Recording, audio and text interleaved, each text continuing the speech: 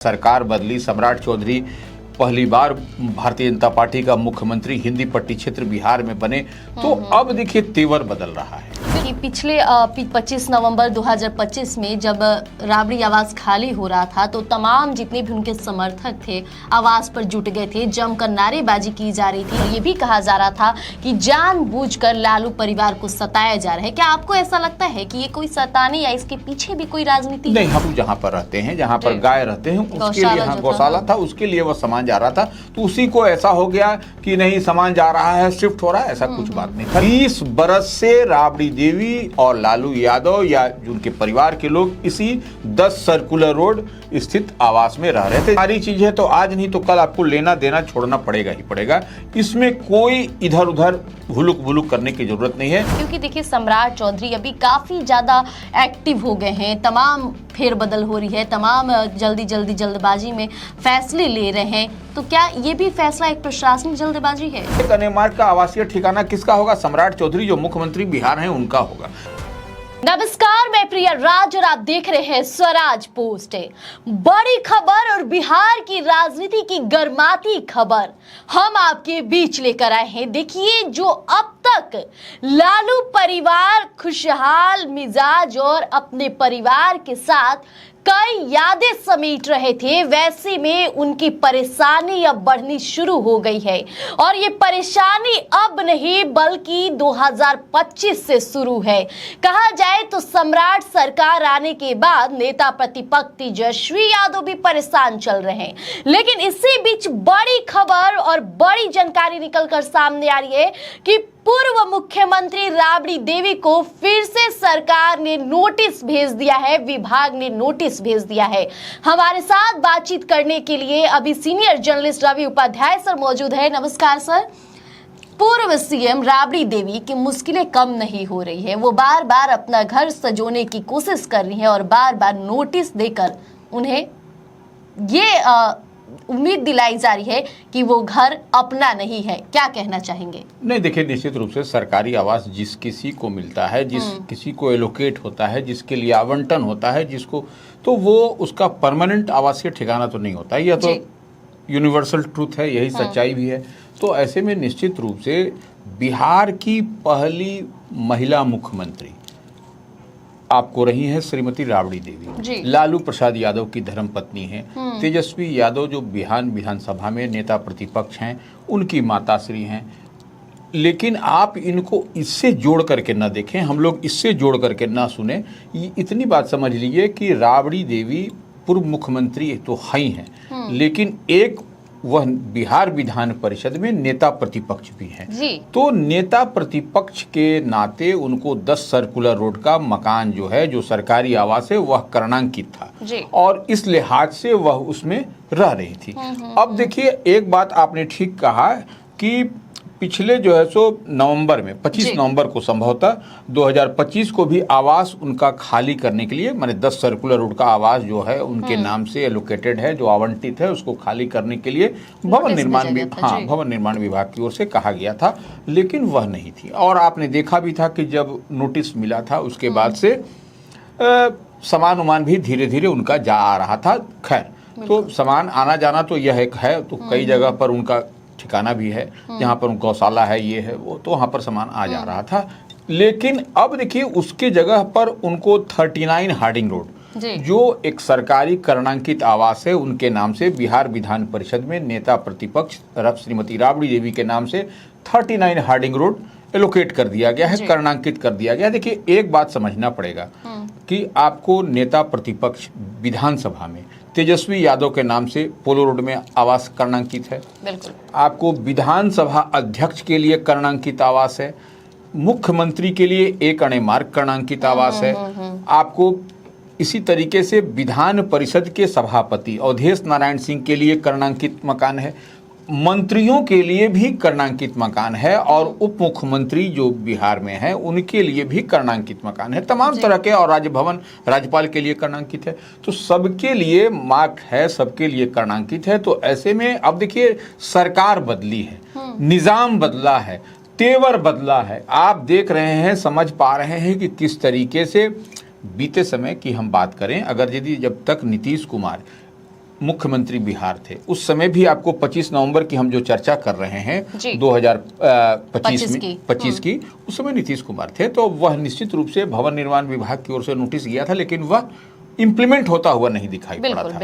ये इतनी बात जो सच है वो हम बता रहे हैं। लेकिन अब देखिए जिस तरीके से हम बार बार कह रहे हैं निजाम बदला, सरकार बदली, सम्राट चौधरी पहली बार भारतीय जनता पार्टी का मुख्यमंत्री हिंदी पट्टी क्षेत्र बिहार में बने, तो अब देखिए तेवर बदल रहा है। बिल्कुल, हर काम के तेवर बदल रहे हैं। निश्चित रूप से सम्राट चौधरी का काम करने का तरीका, शैलिका भी अलग है, सबसे इतर है उनका। तो वो निश्चित रूप से अब जब कर्णांकित मकान आपका 39 हार्डिंग रोड में एलोकेटेड है, तो फिर आप 10 सर्कुलर रोड के आवास में कैसे रहिएगा?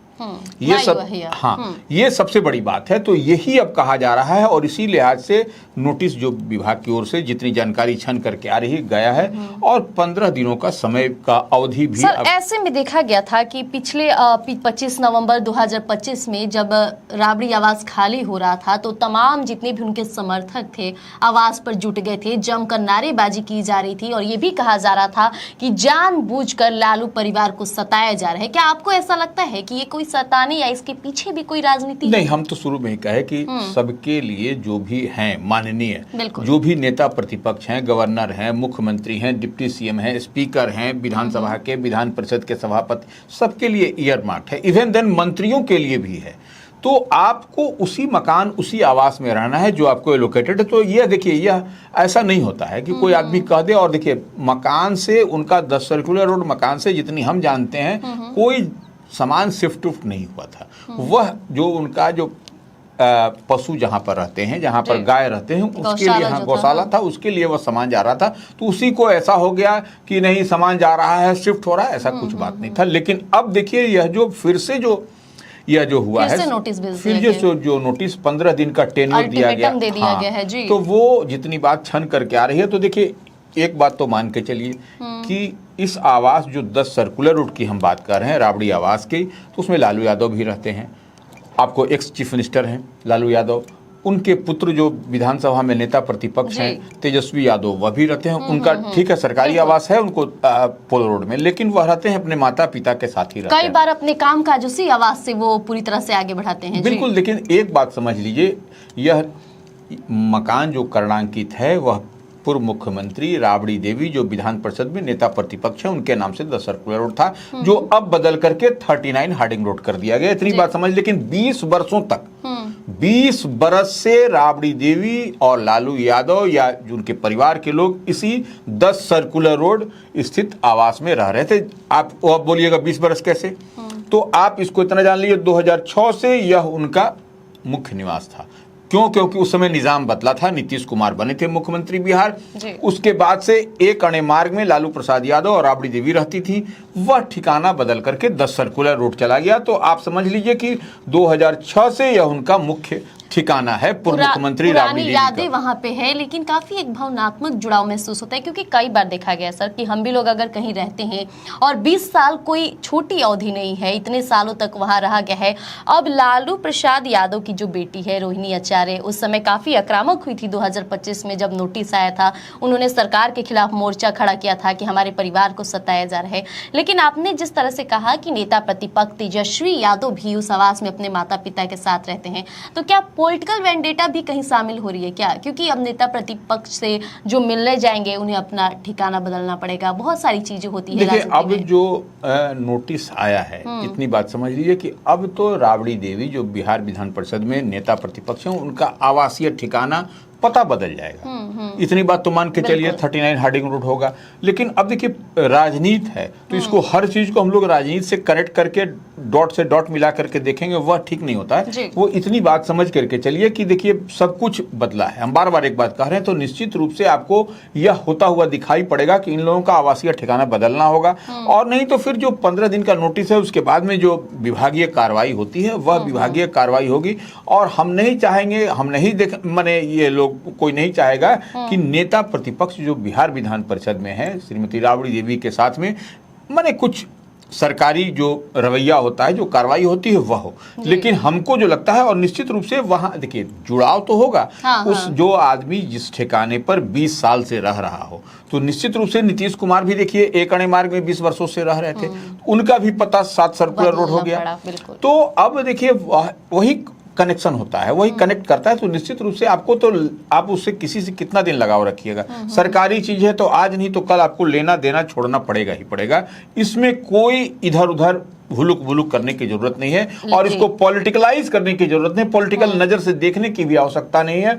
जितनी बात हम समझ रहे हैं कि अब आपको वह मकान छोड़ना पड़ेगा, और 39 हार्डिंग रोड स्थित जो नया सरकारी आवास आवंटित किया गया है उसमें जाना होगा। इसमें कहीं कोई दो मत हमको नहीं समझ में आ रहा है, क्योंकि देखिए यह सब फिर अब लीगल वे में हो जाएगा। बिल्कुल, क्योंकि आप सरकार से चुनौती नहीं ले सकते। सरकार को अगर यदि कर्णांकित है आपके, अब मान लीजिए जैसे 1 मिनट के लिए आप इसको ऐसे हम लोग देख लिए, नेता प्रतिपक्ष के नाम से कोई मकान अगर यदि कर्णांकित है तो उसमें वही उनको रहना पड़ेगा।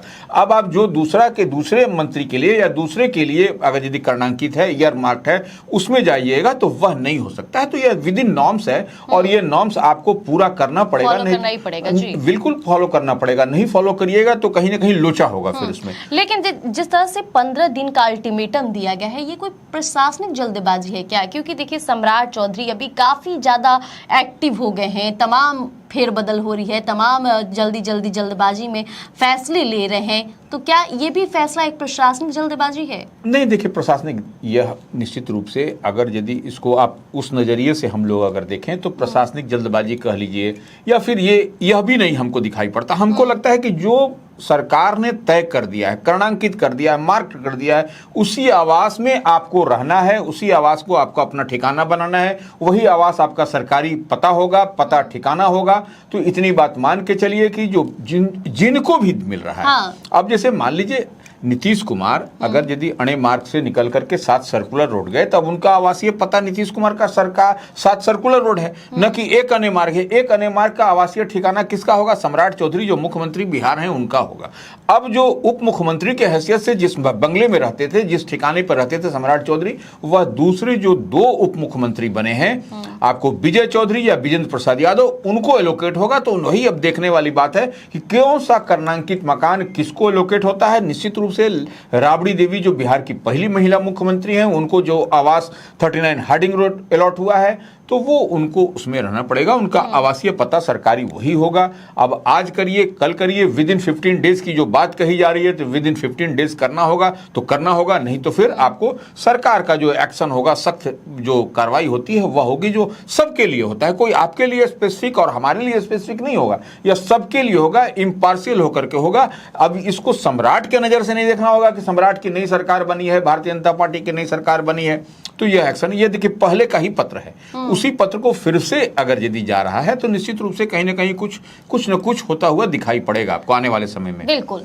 तो अगर आप सोच रहे हैं कि आप जो प्रशासनिक प्रक्रिया है उससे बच जाएंगे और जो लीगल नोटिस होता है उसको नजरअंदाज कर देंगे, तो ये होने वाला नहीं है, क्योंकि इसका जीता जागता उदाहरण पेश हो रहा है पूर्व मुख्यमंत्री राबड़ी देवी का आवास। जिस तरह से फिर से उन्हें नोटिस भेजा गया है, 15 दिन का समय दिया गया है, इसी समय सीमा के अंदर उन्हें अपने आवंटित आवास पर जाना होगा। फिलहाल तमाम तस्वीरें आएगी, तमाम गतिविधियां होगी, जल्द हम स्वराज पोस्ट पर लेकर आएंगे, तो बने रहिएगा हमारे साथ। धन्यवाद। गोल, जहां 28 वर्षों के सफर में 18,000 से भी अधिक छात्रों ने डॉक्टर एवं इंजीनियर बनकर सफलता की ऊंची उड़ान भरे है, जहां साधारण छात्र भी बिहार एवं झारखंड टॉपर बनकर बड़ा इतिहास बना रहे हैं।